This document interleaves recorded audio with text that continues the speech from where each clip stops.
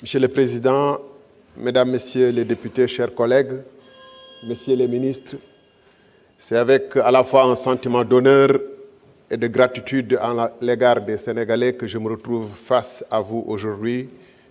Et je souhaite pour nous tous, ainsi que pour le Sénégal, que cette législature soit une législature marquée pour le progrès et que les autorités en charge actuellement du pays réussissent parce que nous sommes au pays au bord de la rupture et que nous ne pouvons pas davantage souffrir d'autres retards ou d'échecs. Monsieur le ministre, ce projet de loi rectificative, de loi de finances rectificative, vient relativement tardivement, puisque vous avez promis aux Sénégalais un changement de politique qui devait se traduire par des changements au niveau du budget, parce que le budget précédent avait été voté par un autre régime, avec une autre vision. Et on s'attendait que dès les premiers mois de votre accession au pouvoir, que les orientations et le fameux projet que vous avez promis aux Sénégalais se traduisent dans le budget et que les projets soient immédiatement mis en place pour que, le plus tôt possible, un autre visage du Sénégal s'esquisse. Ceci étant, puisque nous sommes en train d'examiner ce projet de loi de finances rectificative, je me permets de noter des situations assez curieuses.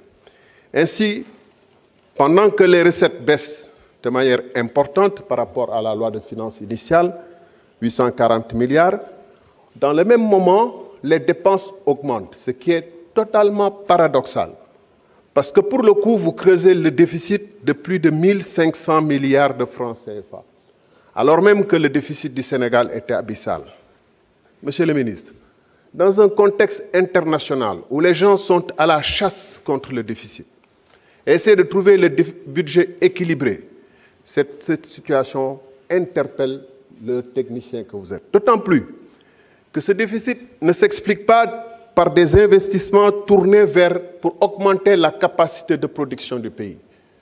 Et on en a vraiment besoin, puisque la campagne électorale agricole vient de le montrer, mais également notre école, notre université qui traverse des crises actuellement, prouve à suffisance que les ressources doivent être virées vers l'amélioration de l'avenir. Or, que constatons? Nous constatons un déficit qui sert essentiellement à subventionner de la consommation au ménage, l'électricité. Vous me direz, c'est un débat, j'ai été ministre de l'énergie, que la subvention à l'électricité pourrait avoir un sens, mais dans un contexte moyennant. Mais ce déficit est tellement important, et le plus paradoxal, c'est que pendant ce temps, vous continuez à garder une nomenclature de l'administration où il y a des agences pléthoriques qui ne servent à rien. Et donc, de ce fait même, vous continuez à financer un déficit pour maintenir une administration pléthorique. Je ne dis pas une administration politique, je dis des agences qui n'ont aucun sens. Si le temps le permettrait, je pourrais donner des exemples saisissants. Alors, comme avec le régime précédent, le déficit sert essentiellement, je l'ai dit, à subventionner des subventions qui permettent sans doute aux générations actuelles de supporter une situation difficile, mais renvoient l'addition aux générations futures. Vous avez fait le choix de ne pas rationaliser les agences. Et en fait, pour financer le déficit actuel, vous avez un besoin de financement qui se situe à 4 491 milliards, soit bien plus que les recettes du budget.